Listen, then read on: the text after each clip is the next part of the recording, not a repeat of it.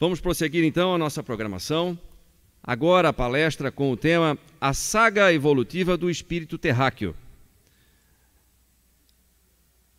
Nessa palestra, o nosso palestrante desenvolve a história de como surgiu a primeira encarnação do espírito humano na Terra e sua trajetória.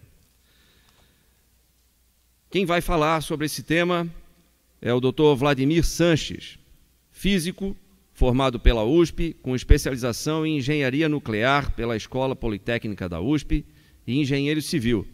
É mestre e doutor em ciências pela USP e especialista em gerenciamento de recursos hídricos, presidente do Instituto de Pesquisa e Ensino da Cultura do Espírito, IPES.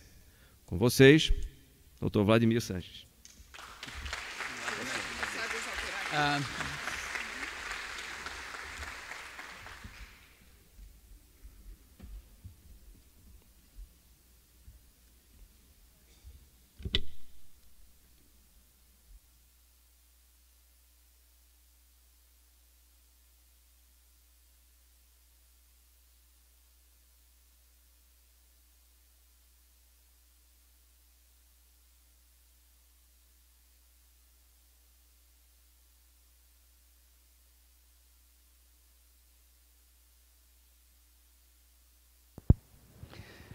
Bom dia,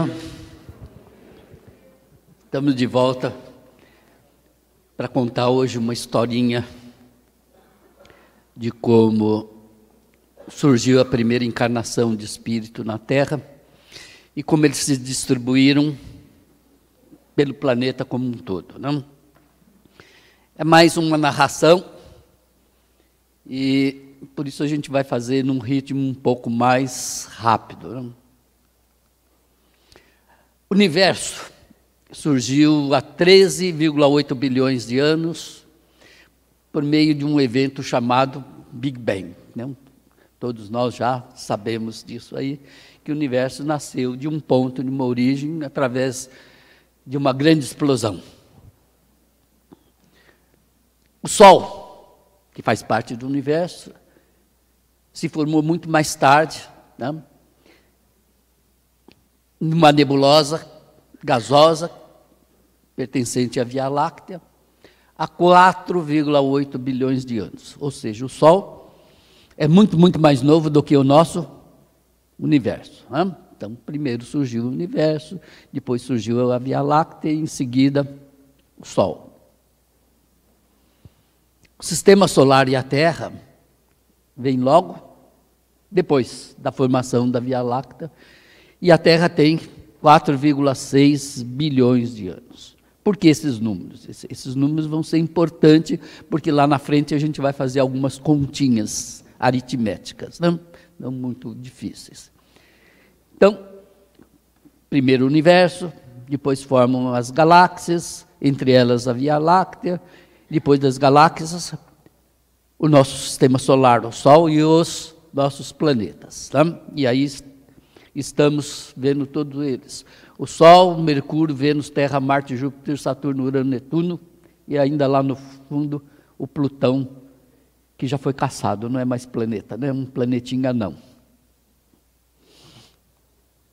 A inteligência primordial, ou aquilo que o Kardec chama de princípio espiritual, vai surgir nos mares da Terra, na forma de uma estrutura que a ciência chama de coacervados, há 3,8 bilhões de anos. Então, a nossa inteligência, a inteligência primordial, ou aquilo que o Kardec chama de princípio espiritual, vai começar a se formar lá atrás, há 3,8 bilhões de anos. Então, nossa inteligência vai surgir devagarzinho, gradativamente, começando, como a gente diz, do zero, vai se modificando, vai se consolidando, vai se transformando gradativamente. Certo? Então, o que acontece? O que é um coacervado? Um coacervado é uma junção de moléculas que vai surgindo nas águas dos mares antigos, que não tinham a composição química que tem hoje. No início da Terra, os mares eram muito mais complexos do que são hoje, e muito mais rasos. Muito mais rasos. Então, primeiro surge uma estrutura que é protegida com uma camadinha cheia de moléculas aqui dentro. Essas moléculas vão se unindo, vão se tornando cada vez mais complexas, e se tornando cada vez mais complexas, vão formando aglomerados de moléculas aqui dentro, olha, sempre protegida por uma camadinha externa, para evitar que a própria pressão do meio ambiente vá destruindo essas ligações de moléculas. Então, aqui a gente está vendo um aglomerado de moléculas, aqui outro aglomerado de moléculas, aqui outro. São esses aglomerados de moléculas, esses conjuntos de moléculas, que vão se unindo para formar a inteligência, mais tarde. Então, é um processo muito, muito, muito lento, né? Que vai acontecendo gradativamente. Em outras palavras, a inteligência não nasce pronta, e nada nasce pronto. E o espírito também não nasce pronto. Ele vai sendo o quê? Formado gradativamente. Não, gradativamente.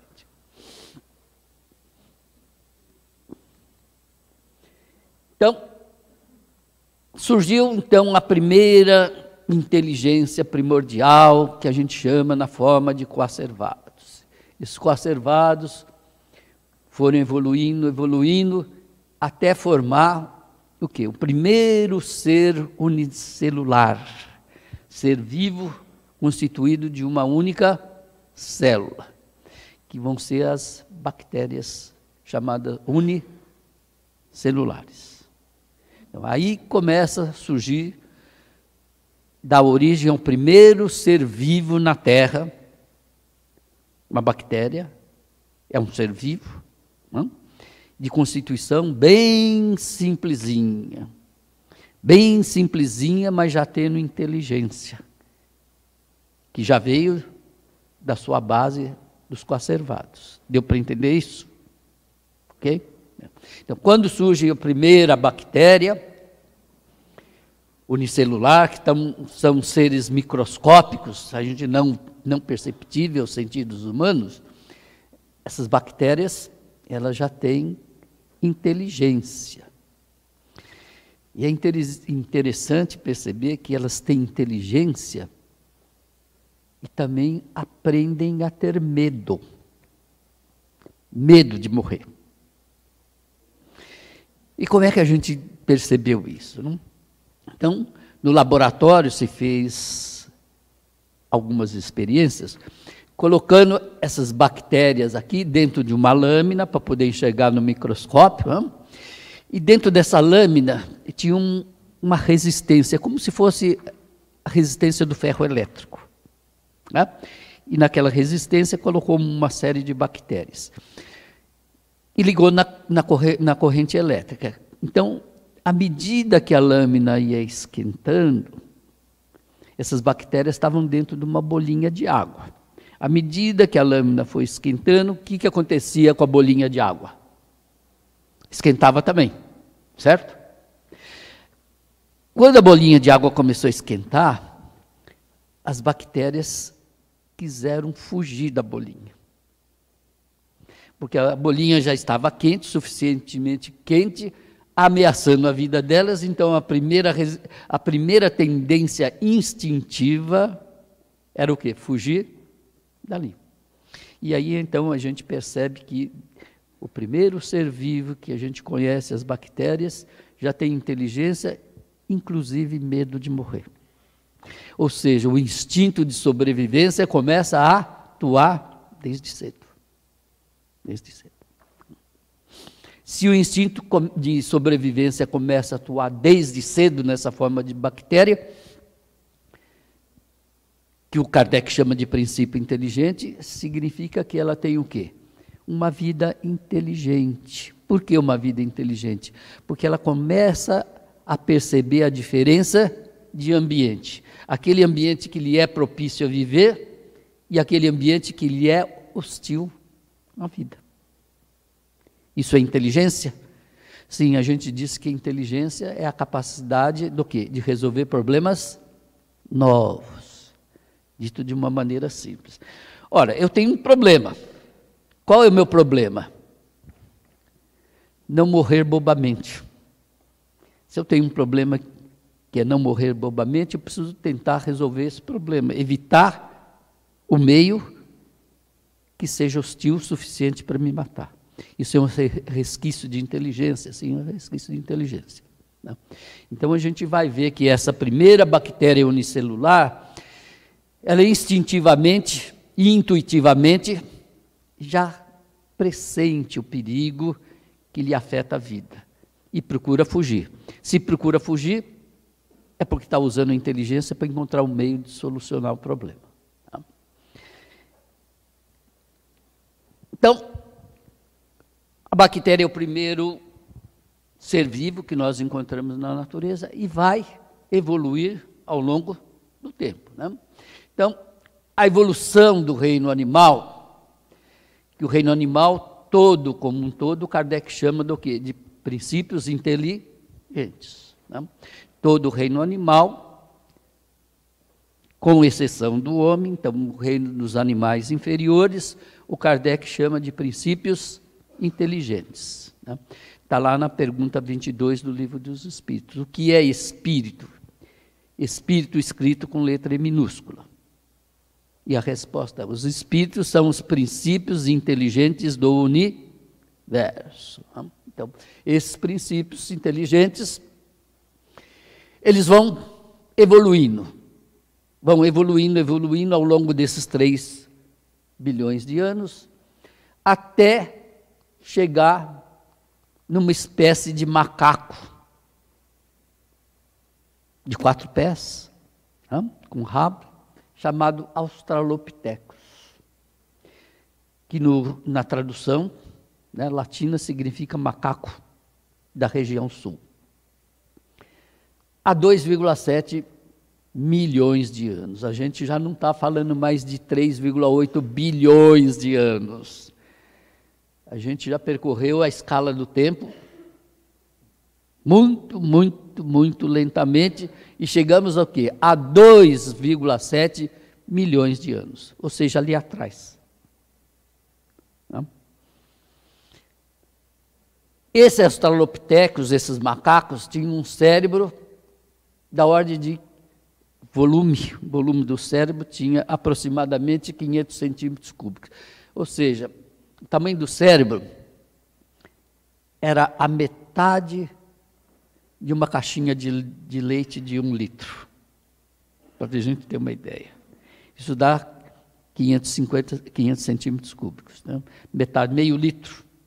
Então, se eu quiser ter uma referência do tamanho do cérebro desses primeiros macacos, é só lembrar da latinha de leite, cortar no meio, esse era o tamanho do cérebro deles. Né? E eles se chamavam, então, Australopithecus. Seria mais ou menos esse tipo de macaquinho. Aqui. Longe ainda da espécie humana? Sim, longe da espécie humana, mas já seres dotados do quê? De inteligência. De inteligência. Sobreviveram, conseguem se alimentar, conseguem se procriar, conseguem sobreviver por longo tempo, conseguem enfrentar os predadores. Tá? Então já são o quê? Princípios inteligentes dotados de um nível de inteligência mais e mais apurada. Vamos correndo ao longo do tempo e vamos ver que esses macaquinhos vão evoluir para um outro ser que se chama Homo habilis, ainda princípio inteligente, já bem mais novo, olha, passaram 700 milhões de anos, de 2,7 para 2,2, 500 milhões de anos, dotado de um cérebro já bem maior, de 500 centímetros cúbicos, uma massa volumétrica para 650 centímetros cúbicos, ou seja, o cérebro está aumentando. Deu para perceber que a bactéria não tinha cérebro? Mas os macaquinhos já têm cérebro. E esse Homo habilis já tem um cérebro maior. Então, ao longo do tempo, a gente vai percebendo que o cérebro vai aumentando. E se o cérebro vai aumentando a nossa capacidade do quê? De inteligência, de pensamento, de sobrevivência, de nos tornarmos mais e mais o quê? Especializados. Vamos nos tornando mais e mais especializados. Não? Então, esse já é o Homo habilis. Já tem o quê? Uma forma mais diferenciada, uma fisionomia mais diferenciada. Não? E a pergunta inicial é essa, por que eles são peludos, né? A resposta é fácil, porque eles ainda não tinham inventado os cobertores, né? Precisavam de proteção, então a proteção contra o frio era o próprio pelo, era o cobertor natural, ainda não tinha fábrica de lã naquela época, então a própria natureza vai dando cobertor, né? Cada um tem o cobertor que precisa para sobreviver ao frio. Então, nós chegamos no Homo, chamado Homo habilis. Esse Homo habilis vai evoluir também, certo?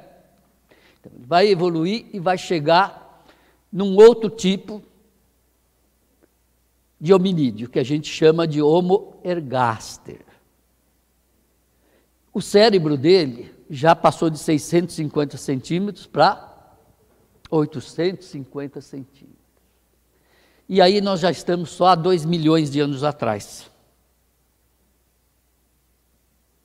Já estamos só há 2 milhões de anos atrás. Ou seja, o tempo está correndo. Está correndo e está o quê? Modificando as estruturas corporais e as estruturas cerebrais.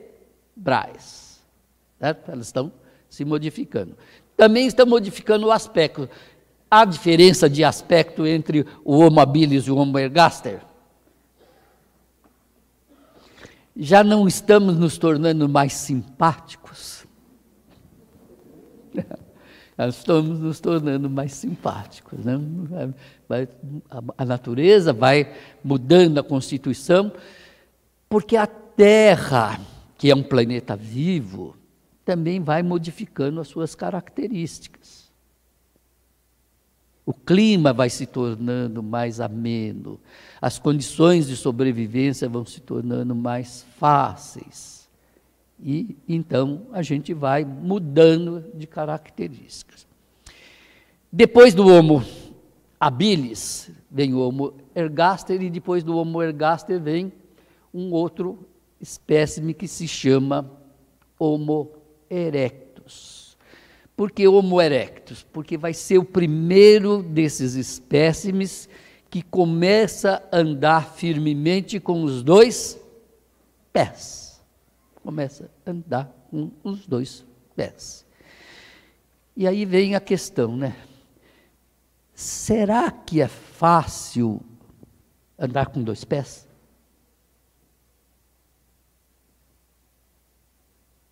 Nós estamos acostumados a andar com 2 pés.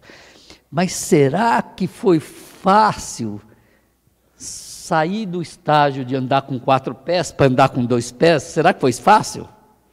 Não, gente. É um desafio às leis naturais andar com 2 pés. Porque, veja bem, quando eu dou um passo para frente, para andar, eu estou produzindo um desequilíbrio no meu corpo muito grande, por causa da força da gravidade que atua fácil, de cima para baixo. Quando eu coloco o pé na frente, o que está acontecendo comigo? Eu estou desequilibrando todo o quê? O meu corpo. Então, se eu estou dando um passo para frente, a minha tendência é cair. E no começo todo mundo caía. Então, eu tenho que fazer o quê? Uma força para trás, senão eu caio. Então eu dou um primeiro passo, mas eu eu tenho o segundo pé aonde? Aqui, preso, firme, para não me deixar cair. Porque enquanto eu estou dando um passo para frente, eu estou desequilibrado, mas como o meu pé de trás ainda está reto, está aqui reto, o que acontece com a gravidade? Continua atuando aonde? No meu pé, que a gente chama pé de apoio. É por isso que a gente não anda assim. E não anda assim. Tá? Então, para fazer o movimento que aparentemente hoje para nós é muito simples, para eles não foi simples.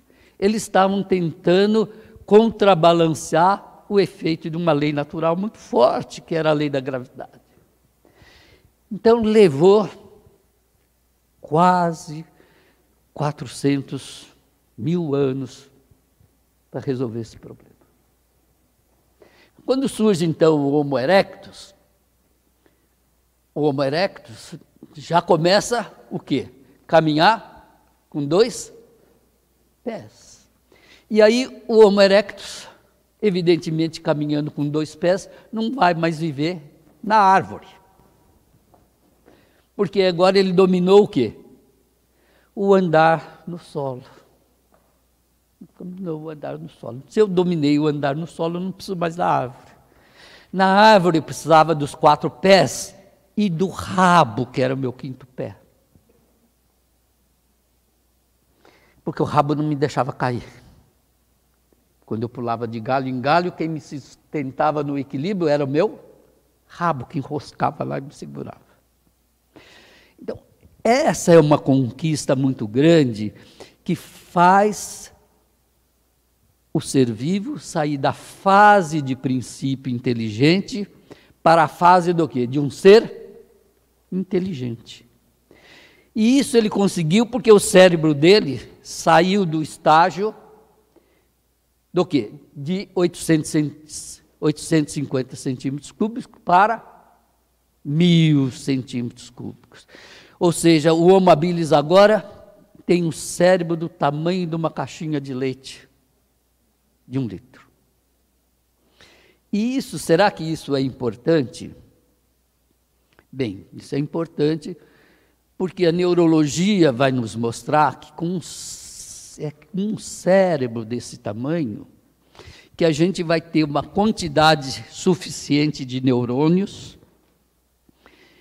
que vão permitir formar conjuntos que levam informação para um determinado lugar, trazem informação desse lugar para outro e permite que a informação circule por todo o meu cérebro. Ora, quando eu passo a ter um cérebro que permite que a informação vá para determinados lugares, saia desses lugares e vai para outro, e que circule, eu passo a adquirir o meu autoconhecimento, ou seja, eu passo a ter uma noção de quem eu sou. Eu passo a ter aquilo que a gente chama-se de individualidade, ou o autoconhecimento. Por exemplo, se nós pegarmos um gorila de hoje, ele tem um cérebro menor que o nosso, tem um cérebro de 850 ainda centímetros cúbicos, igual ao Homo ergaster. Se você colocar o gorila diante do espelho, ele não se reconhece. Ele não consegue ver no espelho ele. Então ele não tem ainda o quê? Um conhecimento de si mesmo. Ele não tem aquilo que o Kardec chama de uma emancipação intelectual. Mas um indivíduo com um cérebro de 1.000 centímetros cúbicos, obrigatoriamente já tem a noção de si mesmo, graças a esse tipo de formação de neurônios. Né? Então, eu chego num estágio em que ando com 2 pés, tenho conhecimento de mim, tenho conhecimento de si mesmo, E mais ainda, começo a ter mais facilidade de comunicação, de entender, mesmo com uma linguagem primitiva, uma linguagem instintiva, não a linguagem nossa de hoje ainda, mas eles conseguem o quê? Comunicar entre si. Comunicar entre si. Então, esse é um marco básico para que o Espírito possa encarnar pela primeira vez, o Espírito humano. Ou seja, quando ele passa a ter inteligência suficiente para ter a emancipação intelectual. É aí então que o Kardec diz que o princípio espiritual, o princípio inteligente, evolui para um ser inteligente. A diferença de princípio inteligente para ser inteligente. Esse ser inteligente, Kardec chama de espírito, escrito com letra E maiúscula, diferenciando do espírito escrito com letra E minúscula, que está lá na questão 22. Essa aqui já passa a ser o espírito da questão 76, escrito com letra E maiúscula. O senhor de si, aquele que anda com dois pés, aquele que já é capaz de se identificar a si próprio. Então, a gente pode dizer, sem sombra de dúvida, de acordo com aquilo que está lá no Livro dos Espíritos, que a primeira encarnação do espírito humano vai acontecer quando ele atinge o estágio de Homo erectus. Isso aí é 2 milhões de anos. Então, há 2 milhões de anos atrás, começa a surgir o primeiro espírito terráqueo. E na classificação do Kardec, quem são os elementos que formam os primeiros espíritos terráqueos? Como é que eles se chamam? Espíritos impuros. Espíritos impuros. Aí vem a denominação de espíritos impuros, por quê? Porque são os primeiros, são os mais simples. Não? E são ainda o quê? Um elo de ligação direta entre o reino hominídeo e o reino animal inferior. Esse é o ponto de partida. Esse é o ponto de partida. É o elo de ligação entre os princípios inteligentes que formam os seres inferiores da natureza e o homem que vai se tornar um animal dito racional.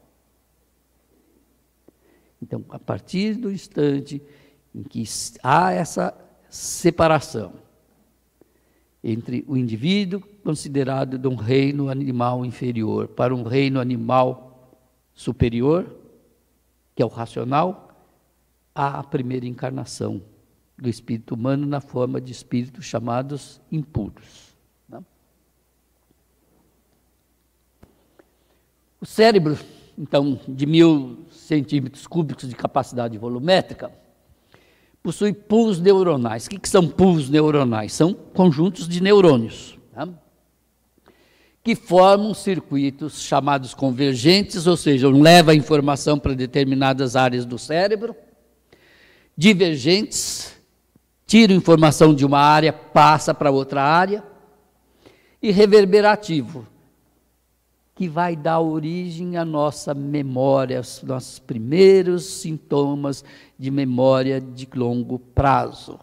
Porque o circuito reverberativo faz a informação o quê? Circular.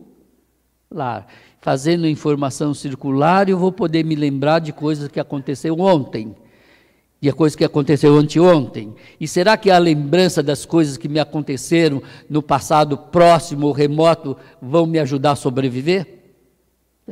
Vão me ajudar a sobreviver. Por isso que o Homo erectus é um marco muito importante no nosso desenvolvimento, ou seja, na origem do desenvolvimento espiritual. Ele começa a adquirir uma maneira de processar a informação,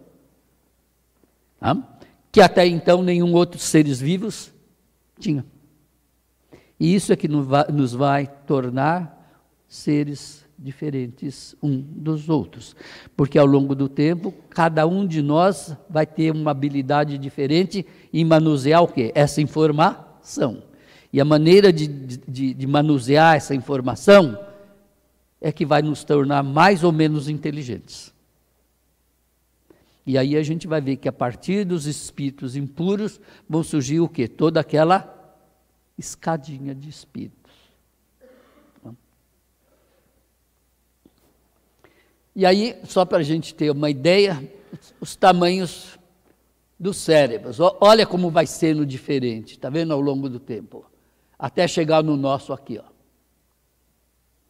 E esse é um marco fundamental da nossa história. É o tamanho do nosso cérebro.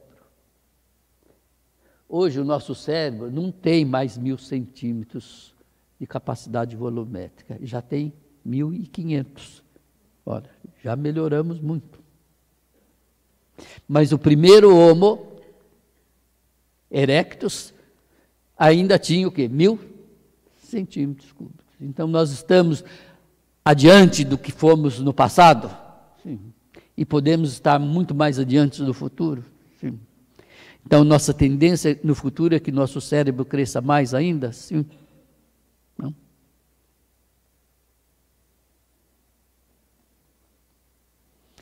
O Homo erectus, na forma de espírito humano encarnado, então, passa a utilizar mais a inteligência do que o instinto. Até então, a predominância do uso era do quê? Do instinto. Mas quando eu ganho um cérebro de 1000 centímetros cúbicos, novamente insistindo nisso porque isso é muito importante, que me permite fazer a informação circular pelo meu cérebro e de relembrar da informação de tudo aquilo que aconteceu ontem, que aconteceu anteontem, eu passo a ter um cérebro poderoso, porque já não permite que eu erre facilmente nas coisas que foram ruins no meu passado. Por exemplo, se eu estava morando numa caverna escura, junto com alguns intrusos que apareciam, como leão, leopardo, né? E que comiam a gente dormindo. Quando eu adquiro um cérebro desse tamanho, logo em seguida eu vou descobrir o fogo. E ao descobrir o fogo, eu já não vou dormir mais no escuro e não vou dormir mais com leão, com leopardo, porque eles vão ter medo de se queimar. Então, eu já passo a usar a minha inteligência no termo do quê? De aprimorar o meu estilo de vida. Vou descobrir que com o fogo eu posso me alimentar melhor, eu não preciso mais comer carne crua, eu não preciso comer mais alimento duro. Tá? Graças o quê? Ao tamanho do meu cérebro, que vai aumentando. Então, eu vou deixando de usar mais o instinto e vou procurando o quê? Solução de novos problemas que melhoram a minha qualidade de vida. E isso graças, novamente, ao crescimento do tamanho do meu cérebro.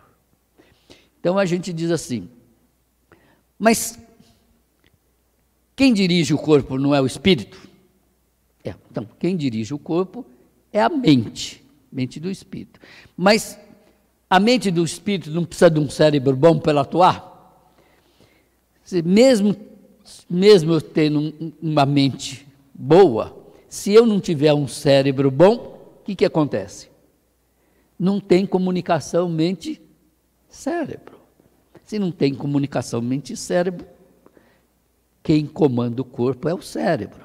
Quem dá as ordens é a mente do espírito. Mas quem comanda quem é? O cérebro. Se eu não tenho um cérebro bom, eu não vou ter condições de ter atitudes boas. Então, o Homo erectus, na forma, então, de primeiro espírito humano encarnado, passa a usar mais a inteligência do que o instinto. Tá?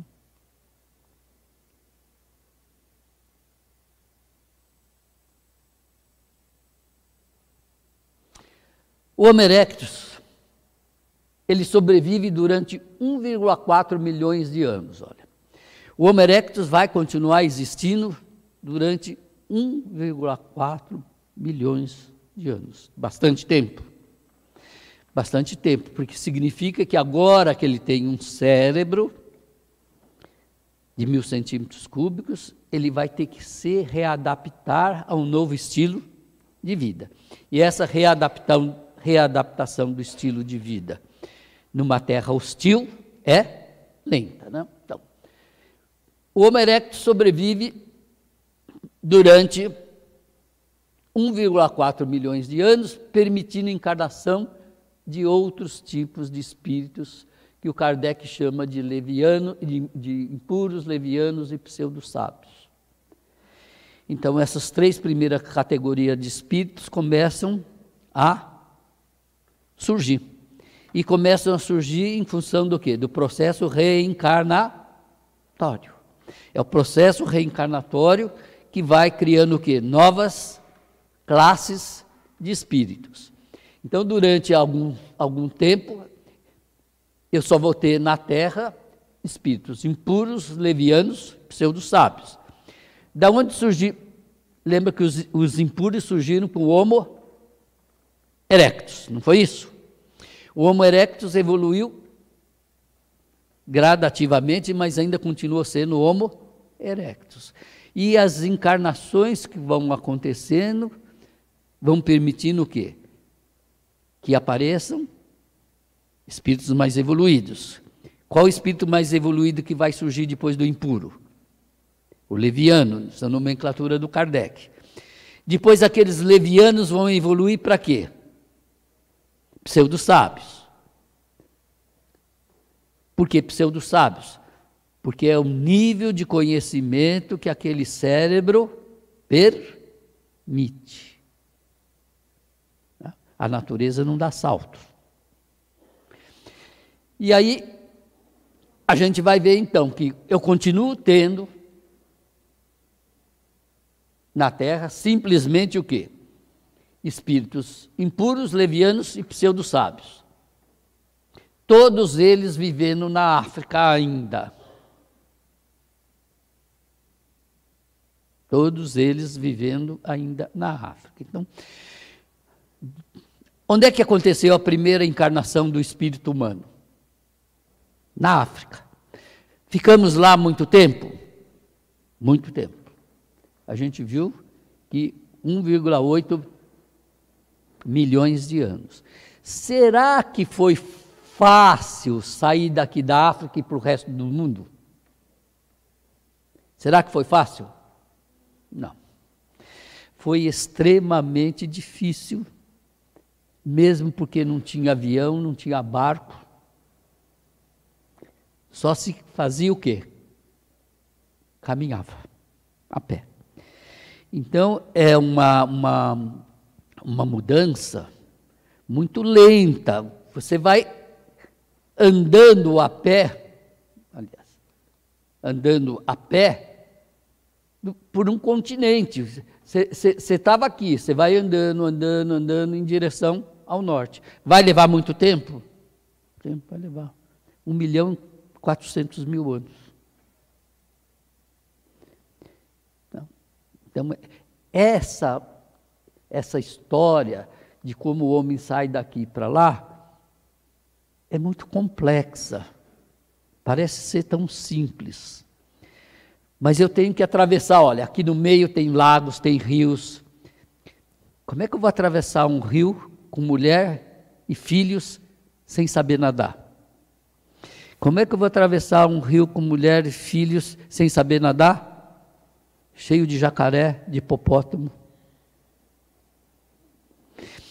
Como é que eu vou atravessar um continente com mulher e filhos, com chuvas, neves?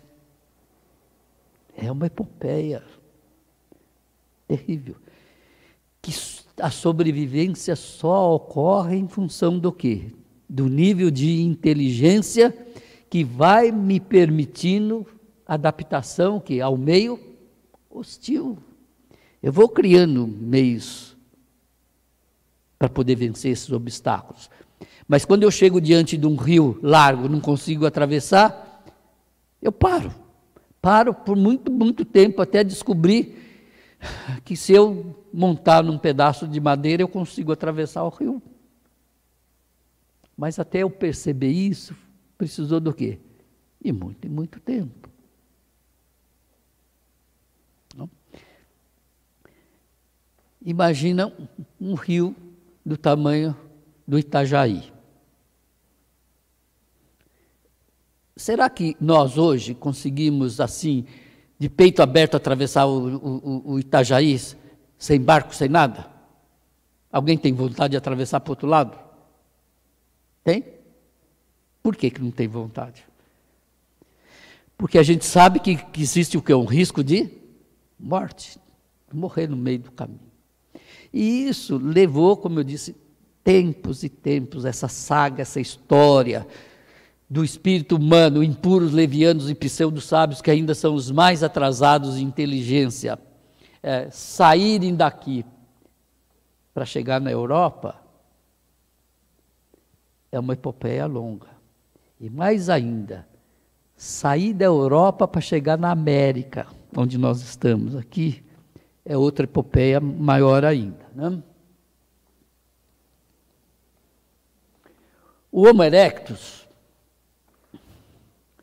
evoluiu para um outro indivíduo, mais bem dotado intelectualmente, há 350 mil anos atrás, apenas há 350 mil anos atrás, que se chamou, pela ciência, Homo sapiens de Cro-Magnon. Cro-Magnon é uma região da França, onde se descobriram os esqueletos desses hominídeos. Né? Então, a gente vai ver que só há 350 mil anos, o nosso cérebro já tinha o quê? Massa de 1.250 centímetros cúbicos, já tinha crescido mais. Então, a nossa capacidade intelectual estava o quê? Mais desenvolvida. Mais desenvolvida. E já permitia o quê? Enfrentar problemas novos e mais complexos. Não? Então, a partir de 350 mil anos, o hominídeo se integra nas primeiras regiões europeias próximas da África, na Índia e na China, que estavam próximas. Então, vai começando a haver uma imigração. É importante lembrar também que nessa época o mar não era como é hoje. Então, nessa época, eu tinha mares mais rasos, com marés mais calmas, porque o volume de água era menor. E isso, de certo modo, com profundidades menores e águas mais calmas, foi permitido passar mais facilmente pelos rios e pelos lagos. Então, o Homo erectus vai evoluir para Homo sapiens há 350 mil anos, que se tornou o homem de Cro-Magnon, com um cérebro de 1.250 centímetros cúbicos.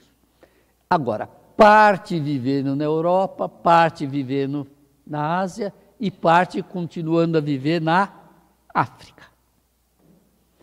Então, antes nós vivíamos só na África. E aí a pergunta é a seguinte: por que a África? Por vários motivos. Primeiro, que a África de hoje não era igual à África do passado. A África do passado tinha muitas florestas que hoje não tem. A África do passado e a África de hoje, mas a gente está falando do passado, uma grande parte dela está na linha do Equador. Na linha do Equador não tem grandes variação de temperatura.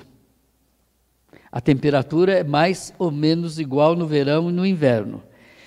Será que para quem não tinha casa e não tinha cobertor, essa é uma região boa para se desenvolver? Sim, essa era uma região boa. Porque se eu vivo num lugar, num clima que não tem as grandes diferenças de temperatura, no inverno para o verão, o meu corpo cria o que mais? Resistências à sobrevivência. É por isso que a gente nasceu na África. Tá? Agora, com o tempo, com o desenvolvimento da nossa inteligência, nós vamos aprender a viver em outros lugares. E aí é o desafio que nós vamos fazendo para ir para outros e outros lugares. Né? Aí veja o nosso salto inicial. Saímos daqui, da região do Equador, uma região gostosa, quentinha, que não oferecia grandes perigos para a diferença de temperatura, e vamos passar, olha, por várias e várias partes da Terra. É importante observar, por exemplo, vocês estão vendo nessa flecha aqui, olha, que do início, nós hominídeos, só vamos percorrendo o quê? Lugares onde não tem mar. Só vamos percorrendo onde não tem mar, porque ainda não descobrimos navios, não fizemos navios, não fizemos aviões, não fizemos balões. Então, a única maneira de ir de um lugar para outro era a pé. Então, eu tinha que ir para os lugares que não tinham oceano no caminho. E observe aqui que as ilhas, as Filipinas e até a Austrália, praticamente, tudo isso aqui era contínuo, essa é uma faixa de terra contínua, tudo ligado a uma outra. A gente vai ver que mais tarde, depois que a Terra passa por um período de degelo, primeiro tem um período de gelo, depois de degelo. Quando há um período de degelo, tudo que é gelo vira o quê? Derretendo. Vira água. Ao virar água, essa água vai para onde? Para onde? Para o mar. O que vai acontecer com o mar? Vai subir, vai mudar. Vai mudar. Mas antes que mude muito, a gente vai caminhando.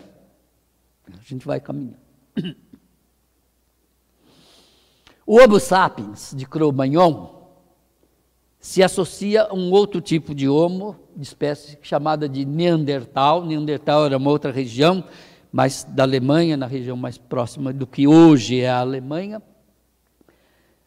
há 35 mil anos, olha só, 35 mil anos, já estamos muito próximos de hoje, tá? Com outro tipo que tinha vindo da África e foi para lugares diferentes. Então, esses dois tipos daqui vão se cruzar. E a gente vai perceber que o cérebro deles já está da ordem do quê? De 1.250 centímetros cúbicos. Como é que a gente sabe que o cérebro desse pessoal foi mudando com o tempo? Pegando os esqueletos e medindo o tamanho do cérebro. A gente vai calculando a massa cerebral deles. Ou seja, se não houvesse arqueologia, se não tivesse descoberto esses esqueletos, a gente não ia ter essas informações.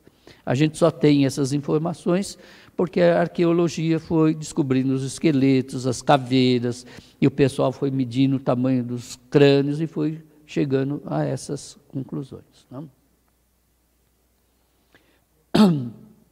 Ora, veja que diferença, como nós já estamos mais bonitinhos. Nós já estamos mais bonitinhos, há 35 mil anos atrás, já moramos aonde? Num apartamento, com vista para o mar. Ou temos uma casa de campo, já temos um cachorrinho domesticado, não é mais o lobo. Daqui a pouco eu vou ter uma vaquinha, um cavalinho, um carneirinho. O meu cérebro vai, com essa massa aqui, me permitindo ter o quê? Um estilo de vida melhor. Olha, já tenho roupa da moda, sem manga, não precisa de desodorante ainda, tá? Sem manga, está o bebezinho lá com a tanguinha dele, não tinha fralda, mas já tinha uma tanguinha de gato, tá? Ou seja, já temos uma forma mais bonita e uma cabeça melhor. E isso vai permitir, com esse cérebro, a encarnação do quê? De novos espíritos mais evoluídos. Porque se nós já chegamos nesse estágio, é porque houve o quê? Encarnação de espíritos mais inteligentes.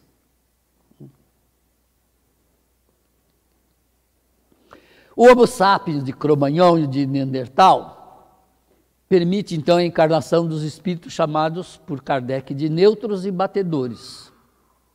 Num mundo espiritual, não mais considerado mundo primitivo, mas um mundo chamado de emergente ou transitório. Eu prefiro a expressão emergente do que transitório, embora Kardec chame desses dois nomes, de mundos transitórios ou emergentes. Tá?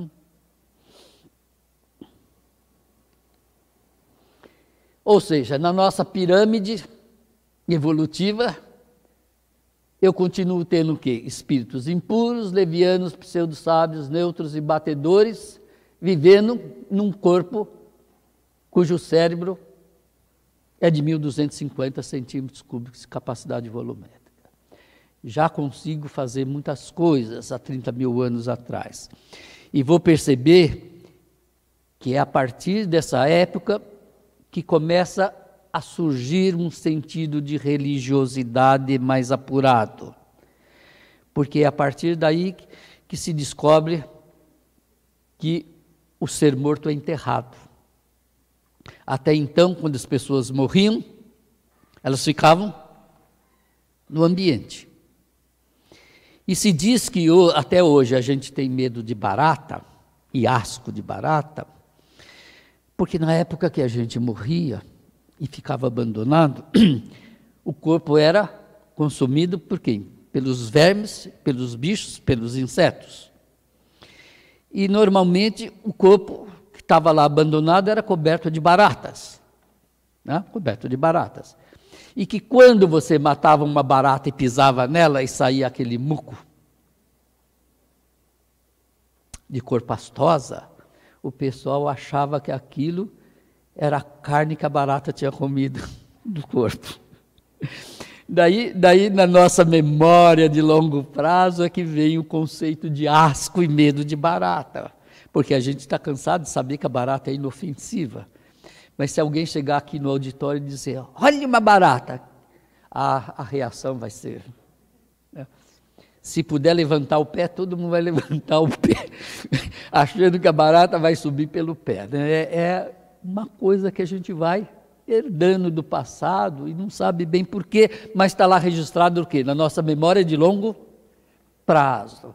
E se está registrada na nossa memória de longo prazo, é graças ao quê? Aos nossos circuitos do quê? Reverberativos, os circuitos dos nossos neurônios que vão permitir que a informação circule por ele.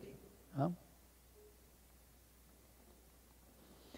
O Homo sapiens de Neandertal, ele habita a Europa, a Ásia e a Índia agora.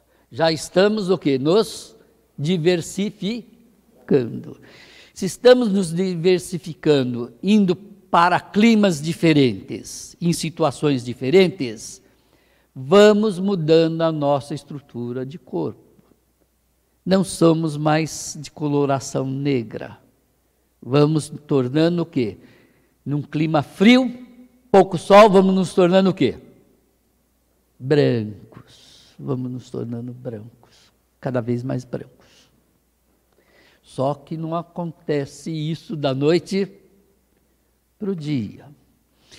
E ao habitarmos regiões que tem muita neve, que vai acontecendo com os nossos olhos? Vão se tornando maiores ou mais espichados? Vão se tornando o quê? Mais espichados. Por que mais espichados? Por causa da reflexão da luz, para não entrar uma quantidade excessiva de luz nos meus olhos. E assim a gente vai se diferenciando. Um detalhe daqui, outro detalhe dali, vai mudando a coloração do olho para azul, para verde, não é mais negro. Porque eu preciso de um olho negro quando eu preciso absorver muita energia calorífica. Mas se eu vou para um lugar frio, eu não preciso de tanta energia calorífica, meu olho vai fechando, vai se tornando mais colorido. E as coisas vão mudando lentamente. E vamos nos tornando o quê? Cada vez mais diferentes. Cada vez mais diferentes. Olha nós aqui, ó. Agora já. 30 mil anos. Aonde estamos? Já estamos espalhados. Já estamos espalhados. Quem ficou aqui pela África ficou com o mesmo biotipo. Porque não mudaram as condições climáticas. Mas quem foi para cá, para as regiões mais frias, foi o quê? Mudando. Foram mudando. E aí a gente vai vendo que os europeus vão se tornando, os chamados europeus, vão se tornando diferentes dos chamados africanos. Porque vão enfrentando novos climas, novas condições de vida e vão mudando a sua estrutura física e corporal. Vão mudando. O Homo sapiens de Neandertal, que a gente viu, evoluiu então para um outro estágio chamado Homo sapiens sapiens, que somos nós atuais. Homo sapiens sapiens. Há 30 mil anos, ou seja, ontem, na escala do nosso tempo, né? Ontem. Dotado de um cérebro nosso, agora atual, de 1.500 centímetros cúbicos. Ou seja, o nosso cérebro é uma latinha e meia de leite. Que a gente vê lá no supermercado, uma caixinha e meia. Veja, quando surgiu o primeiro Homo, ela tinha o quê? Meio litro. Já temos 1,5 litro de cérebro. Não é? Permitindo então a encarnação dos espíritos chamados o quê? De segunda ordem, cujo nome Kardec dá de benevolentes e sábios. Iniciando aquilo que Kardec também chama de mundo de expiação e provas, que é o nosso mundo atual. O nosso mundo atual. Então, se hoje nós pegarmos a nossa pirâmide evolutiva, nós já vamos ter o quê? 7 classes de espíritos. Continuamos tendo os impuros, levianos, pseudo-sábios e neutros e batedores, que eram todos espíritos de terceira ordem. Ganhamos 2 ordens mais, benevolentes e sábios, e fechamos a estrutura espiritual da Terra, nessas 7 classes. Então, hoje a nossa máxima hierarquia de espíritos, segundo a literatura espírita brasileira, André Luiz, é de espíritos sábios. Se a máxima hierarquia nossa é de espíritos sábios, a base ainda continua sendo o quê? De espíritos impuros. O único referencial que nós temos sobre o número de espíritos na Terra é dada pelo livro chamado Roteiro, ditado pelo André Luiz, escrito pelo Chico Xavier, dizendo lá no capítulo 9, que se chama O Grande Educandário, que a Terra forma um sistema fechado de 22 bilhões de espíritos. Forma um sistema fechado de 22 bilhões de espíritos. Para a gente detalhar isso, eu não tenho tempo para detalhar, eu só estou dando uma citada porque eu preciso de muitos e muitos argumentos para mostrar isso para vocês e eu, infelizmente, não tenho esse tempo. Mas então, o que eu posso dizer é que Hoje, baseado na distribuição da população na Terra, feita pela ONU, dividindo a população da Terra em classes sociais e intelectuais, eu tenho uma pirâmide. E essa pirâmide pode ser usada como referencial pelo Espírito, porque se eu tenho uma população humana, segundo Kardec, os seres humanos são o quê? Espíritos encarnados, não é isso? Os seres humanos, nós não somos espíritos encarnados. Então, se eu tenho um dado que diz respeito à população humana, esse dado diz respeito à população encarnada, é isso?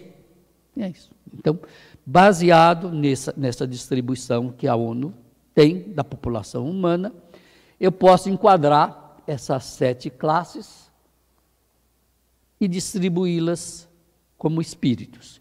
Então, a gente vai ver que 30% da população humana está num grau de pobreza muito baixo e de um nível de escolaridade muito baixo. Ora, se eu tenho um nível de pobreza muito baixo e um nível de escolaridade muito baixo, em que nível de espíritos eu tenho para esse pessoal? Os espíritos mais inferiores da escala, concorda? Então, essa classificação da ONU eu trago para a minha classificação espiritual. E vou ver então que 30% da população encarnada são de espíritos o quê? Impuros. E, segundo a própria ONU, só 1% da população da Terra tem nível social e intelectual elevado. Isso faz só 1% dela. Ora, se eu tenho a máxima hierarquia de espíritos na Terra como espíritos sábios, quem é esse 1% de encarnados? Quem é? Que tipo de espírito? Sábio. Dá para entender essa correlação?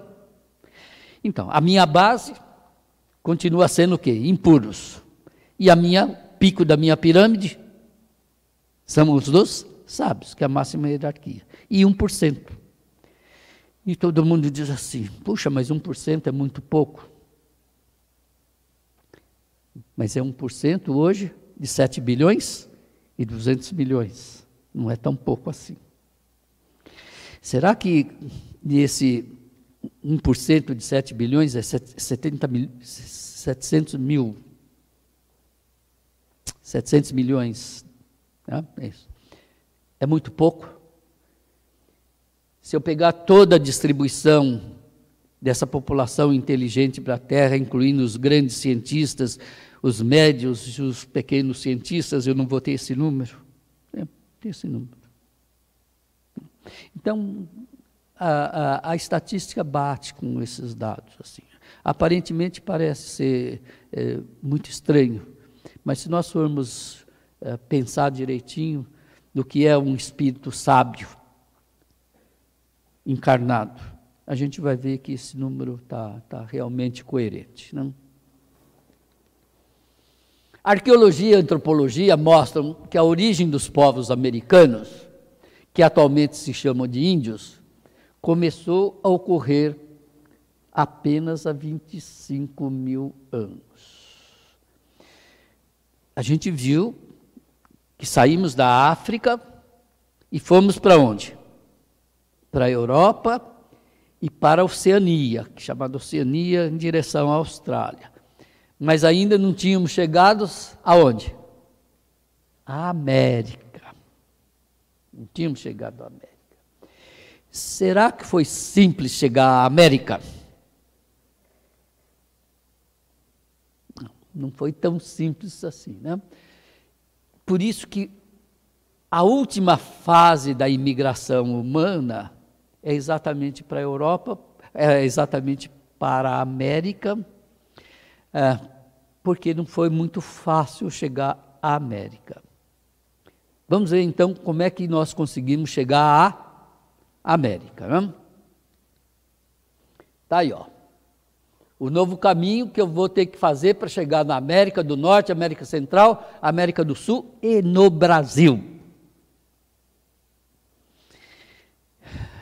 Quando Pedro Álvares Cabral chegou aqui, já existia gente aqui? Já existia espírito encarnado aqui? De onde eles vieram? Dos foguetes? Dos aviões? Das embarcações? Não. Também vieram a pé. Também vieram a pé, era a única maneira de vir. E se vieram a pé, precisaram do quê? De condições especiais para poder chegar aqui. E aí é outra história interessante, né? Se precisou de condições especiais para chegar aqui, quem chegou? Quem foram os nossos antepassados que viraram índios? Será que os nossos antepassados que viraram índios eram aqueles que estavam aqui? Ou eram aqueles que estavam mais perto? Era óbvio que eram os que estavam mais perto, né? Então, quem estava mais perto da América conseguiu chegar à América. Quem estava mais longe não veio. E aí a grande pergunta: nossos índios, os índios americanos, os maias, os incas, são descendentes de quem?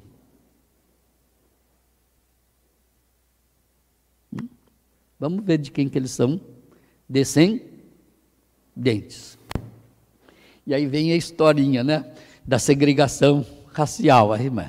Tem um americano que chega para o negro e diz assim: vai embora para a África, aqui não é o seu lugar. Aí ele chega e diz para o mexicano: te manda para o México. Quando ele chega para o índio, ele não pode falar para o índio, se manda. Por quê? Porque o índio era o dono da terra. A terra não era dele, a terra era do próprio índio, né? Essa é uma historinha para a gente ver a moral da segregação. Nós viemos para um lugar que já tinha dono. Nós somos os invasores. Esse lugar já tinha dono. E dono que chegaram aqui com muito e muito sacrifício. Não foi fácil, como a gente está vendo, mesmo os mais próximos que estavam aqui para chegar aqui. Então, esses humanos, que são considerados espíritos encarnados pelo Kardec, não vieram todos de uma vez. Eles foram vindo em quê? Em pequenos grupos, continuamente, ao longo de 13.000 anos. Eles continuaram vindo durante 13.000 anos. Vieram então do quê? De regiões provenientes da atual Sibéria para o Alasca. E aí a pergunta é: bom, mas se eles vieram da Sibéria para o Alasca, entre a Sibéria e o Alasca tem o quê? Tem gelo e tem o mar, o Estreito de Bering, tem água. Tem água. E não tinha barco. Então, a pergunta é: como é que eles atravessaram? E a resposta é: quando eles atravessaram, não tinha mar ali. Não tinha o Estreito de Bering.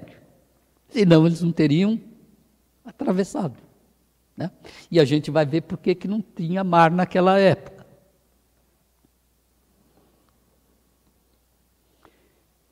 Veja, essa era a terra naquela época. A Ásia estava ligada ao Canadá, por um estreito que se chamava Beringia. Beringia era uma faixa de terra que ligava ainda o continente asiático ao continente americano. Eles estavam ligados. Então eu tinha o quê? Uma faixa natural de terra para poder atravessar. Veja, eu tenho um mar de um lado, tenho um mar do outro lado. Esse caminho durou 13 milhões de anos, aliás, 13 mil anos. Ficou aberto. Enquanto ele ficou aberto, o pessoal veio vindo para onde? Para cá. Primeiro para o Canadá, depois, como o Canadá estava um pouco frio, eles resolveram procurar o quê? Um clima mais quente. Foram descendo na região do Equador. E com isso chegaram na América Central, depois chegaram no Brasil, e depois chegaram na Argentina, região da Argentina e do Chile. Então foi um caminhar lento.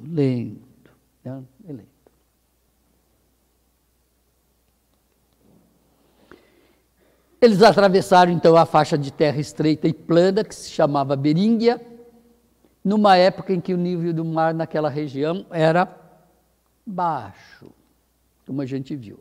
Essa é a rota de migração. Então, os primeiros habitantes, os primeiros índios americanos, sul-americanos, brasileiros, foram descendentes de quem? Quem que morava nessa região aqui? Os mongóis que moravam aqui. Isso mostra por que os nossos índios, os índios americanos, tinham olhos puxados. Tinham olhos puxados, porque eles vão ser descendentes direto de quem morava aqui. E quem morava aqui eram os mongóis. Isso ocorreu pouco antes, durante a última idade do gelo, conforme se representa, então, nos mapas que se seguem. Olha, o que aconteceu? Houve uma era glacial. Nessa área glacial, o gelo se concentrou na região dos polos. Só que essa era glacial foi mudando com o tempo. O gelo foi derretendo. Foi fazendo o quê? Aumentando o nível do mar. O nível do mar, com o degelo, subiu 180 metros.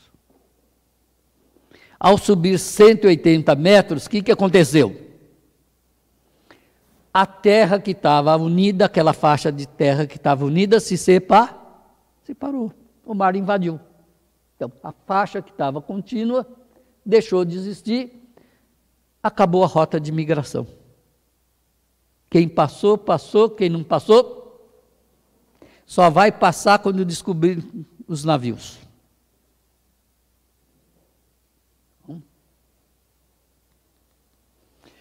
Durante 15 mil anos, os caçadores-coletores, que eram agora os novos habitantes do continente, foram atravessando a pé sucessivamente esse trecho que levava o continente asiático à América.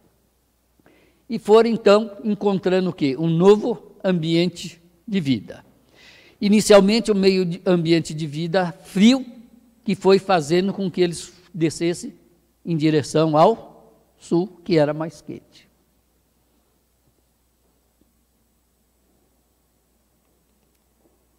Quando o nível de água do mar subiu 180 metros e atingiu o seu nível atual, separou a Sibéria da América, criando um estreito de Bering que interrompeu o fluxo migratório. Então, isso é que é hoje. Tá? Então, hoje não permite mais andar a pé daqui para cá. Mas há 25 mil anos, quando começou, o fluxo era possível. As correntes migratórias de caçadores-coletores foram constituídas por grupos étnicos distintos, ou seja, em 12 mil anos, vai mudando a etnia das pessoas?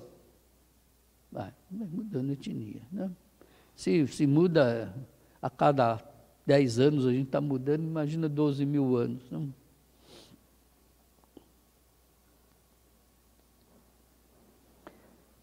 Então, vamos mudando as etnias, mas vamos mantendo, de certo modo, o mesmo DNA. E essa é uma questão importante. Por que a gente sabe que aconteceu tudo isso? Porque se analisa o quê? Os DNAs. E a gente percebe que os DNAs são os mesmos. Se são os mesmos povos. Então, é através do estudo do DNA que nós vamos identificando os grupos migratórios. Não? Os últimos deles foram os povos, então, mongoloides, que estavam na Mongólia. Né? Eu não sei porque até hoje a gente usa o mongoloide como pejorativo. Né? Os mongóis eram povos muito inteligentes e ativos, não tinham nada de depreciativo como a gente coloca hoje, né? Pejorativo. Então, se nós observarmos, então, as feições dos índios, a gente vai ver claramente, olha, são mongóis. Mongóis. Os traços étnicos são mongóis. Quando Colombo chegou à América, já havia 54 milhões de habitantes que eram espíritos encarnados na América. Ou seja, quando Colombo chegou aqui, já tinha dono. Já tinha dono. Só que os donos não tinham o quê? A cultura europeia. Porque eles ficaram segregados. Eles não tiveram contato. Ao passo que os europeus tiveram muito contato entre si e evoluíram muito mais rapidamente. Então a gente percebe que uma das condições fundamentais para o desenvolvimento é o contato entre os seres humanos de diferentes o quê? Etnias. Mas não se sabe porque também surgiu na cabeça de alguns aí a ideia de que a gente tem que segregar para formar uma raça pura. Gente, a história mostra que a gente nunca vai conseguir fazer uma raça pura. Se existe uma raça, essa raça deveria se chamar raça humana. Porque todos nós tivemos a mesma origem e somos produtos do mesmo DNA. Somos produtos do mesmo DNA, mas ainda temos baita preconceitos, né, que é pertinente ao nosso nível de inteligência socializada, digamos assim, né?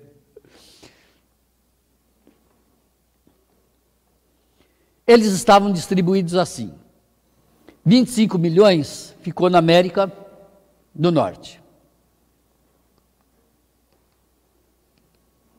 E habitaram as diferentes regiões que viriam se tornar os atuais estados americanos. Então, quando Colombo chegou, já tinha 25 milhões só nos Estados Unidos. E não estamos levando em conta o Canadá, né? 12 milhões na América Central. E a gente vai ver que a etnia dos índios vai mudando à medida que eles vêm para o sul. Olha, os da América Central já são um pouco diferentes do que? Dos que ficaram na América do Norte. E 17 milhões na América do Sul. Que vão se tornar, a gente vai ver dois grupos. Um que vai migrar em relação ao sul, passando pelo Pacífico. E o outro que vai migrar para o Brasil, indo para a região amazônica e nordeste. No Brasil, a população era de 4 milhões no período pré-colombiano, caindo para 300 mil em 1997. Veja que mortandade de índios a colonização portuguesa provocou. Diferentemente dos Estados Unidos, que se matou muitos índios nos Estados Unidos, mas muito menos do que no Brasil. O trabalho escravo indígena foi uma coisa terrível. A doença que o branco trouxe na forma de gripe, sarampo, foi outro fator de uma mortandade muito grande. Então, aqueles que não morreram como escravos, morreram pela doença dos brancos, que eles não estavam imunizados. Mas para a gente sair de 4 milhões para 300 mil, foi uma mortandade que é muito grande. Ou seja, a morte foi muito superior do que o índice de nascimento.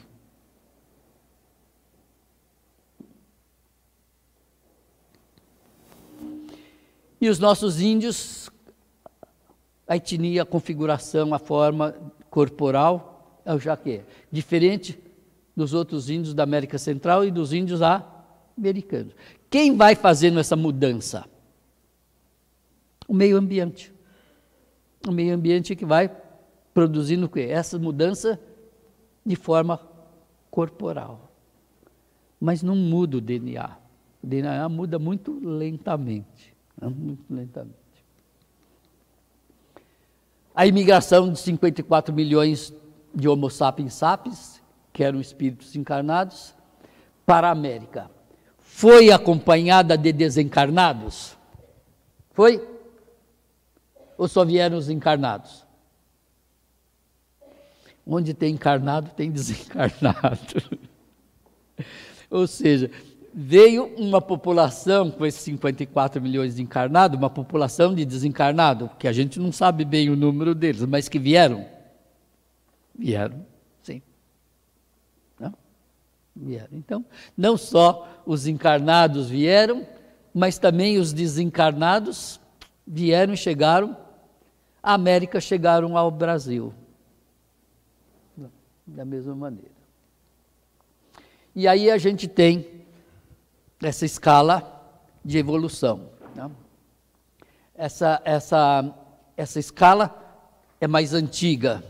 A descoberta do Homo erectus é mais nova, de 4 anos. O Homo ergaster não aparece aqui nesse desenho. Aqui a gente tem a escala da evolução. Do Australopithecus, desculpa,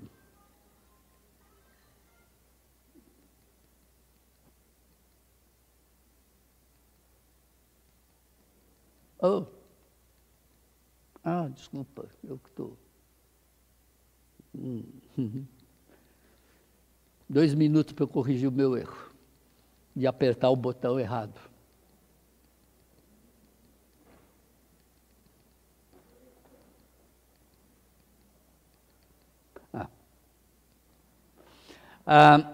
Aqui nós temos o Australopithecus, que é considerado ainda um princípio inteligente, o Homo habilis, um princípio inteligente. Entre o Homo habilis e o Homo erectus apareceu o Homo ergaster, aquele que eu falei, né? Que o cérebro desse era de 650 centímetros cúbicos, aqui de 1.000 centímetros cúbicos, e o ergaster de 850 centímetros cúbicos está aqui no meio.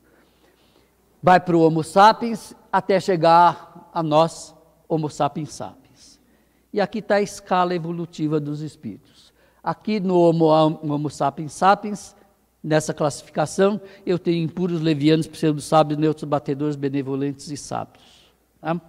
Tá todos eles inseridos nesse grupo daqui. Esses desencarnados faziam parte da grande família espiritual de imigrantes, ou seja, quando eu venho como migrante encarnado, vem junto comigo muitos elementos da minha família espiritual que estão acompanhando. Então, a migração do encarnado traz também consigo a imigração dos desencarnados, que pelo menos têm relações de afinidade com aqueles que estão aqui. Na realidade, o que a gente tem é que ao redor dos encarnados sempre transitam o quê? Os desencarnados. Então, para onde a gente vai, sempre vão alguns desencarnados afins. Não? Então, minha grande pergunta, será que lá na minha casa aparece algum espírito? No meu trabalho aparece algum espírito? Não? Aqui tem alguns espíritos? Falando espírito, no desencarnado, sim. Onde tem o encarnado, tem o desencarnado. Mas não significa necessariamente que a gente só se comunica com aqueles que estão próximos. Porque o pensamento é transportado por uma onda eletromagnética a grandes distâncias. A gente pode estar aqui falando com um espírito que está na Alemanha, no Japão, qualquer outro lugar. Não existe impedimento para comunicação. Se eu pegar, por exemplo, o meu celular agora aqui, e quiser falar com a minha filha que está nos Estados Unidos, basta dar um clique. Eu falo com ela imediatamente. Mas eu estou aqui, ela está lá. Mas a onda que sai daqui e vai lá é que leva a informação. Da mesma maneira, os meus pensamentos são transportados por ondas. E essas ondas se propagam com a velocidade da luz, independentemente da frequência. Por isso que se permite a comunicação mediúnica a grande distância, sem grandes problemas. Não? O grande problema da comunicação não é a distância da comunicação mediúnica, não é a distância.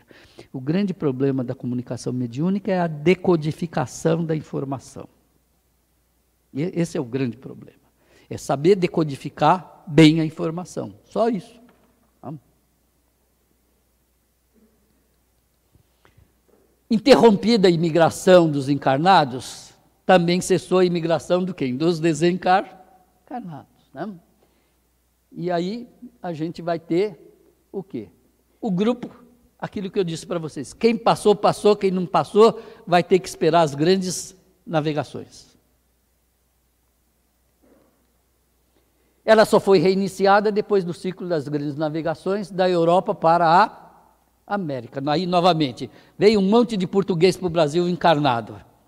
E muitos desencarnados também. Muitos encarnados também. Não como eu coloquei para vocês. A migração do encarnado traz consigo um número indefinido de desencarnados. Não sei quantos, mas vem. Não vem todos, muitos ficaram. É por isso que a gente tem os nossos afins espalhados por uma vária região. Vocês viram como aconteceu a imigração. Será que eu tenho muitos afins na Europa, no Japão, nos Estados Unidos? Sem dúvida. E isso no processo reencarnatório é uma ferramenta muito importante, né? Porque a gente também só vai encarnar por afinidade. Só vai encarnar por afinidade. Se a gente fizer um cálculo aritmético simples, a gente vai ver que em cada encarnação eu tenho, levando em conta a escala mundial, 64 oportunidades de ter uma mãe. 1 em 64, é um número bastante expressivo, né?